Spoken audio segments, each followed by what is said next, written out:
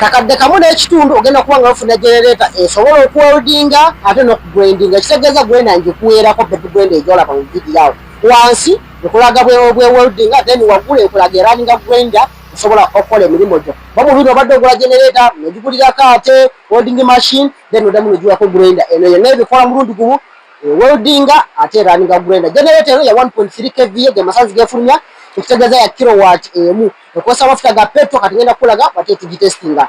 Amafuta n'amaze okugassaamu wantuteekamu oil oteekamu half liter oteekamu oil ekika ekirungi either oil owa total oba owa shell n'okinyuma nnyo n'oteekamu oil ono gwe bateekamu picha oyo awewuka engeri keri nti eno nayo ya single piston generator ya piston emu naye etaaga oil awewukamukko. Bwe tumaliza oteekamu oil tukakasa nti ku deep stick oil alabika bulungi oil atuusemu bulungi nga tuddako ekiddako kya kutestinga. Ate ekyokuba wabula wooteekamu oil making a generator eba etudde togiwunzika kuba ogiwunzika oil agenda mu bbulooka ate kiyinza okugistataganyamu mu start nga netusumbwamu.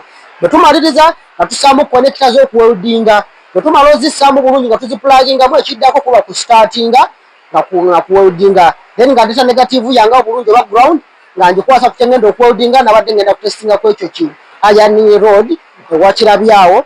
Then wano ng'ateekamu ne ka drill ng'akulagako nti esookulanninga ka drill ate ne weldinga ku mulundi gwe gumu. Then ate bw'omaliriza ate osobola okuteekako grinder n'eraninga n'ogrindinga byoba weldings. Kati wano ngenda gissaako kaswitch ako kalaba tukateekamu on position ndozo kalaba gye kali bulungi ng'ostartinga bulungi weegala n'okwaka otambuzaamu kachoko akateero n'okazza ku side yo bw'emala okwaka ng'okazaayo eri mu maaso.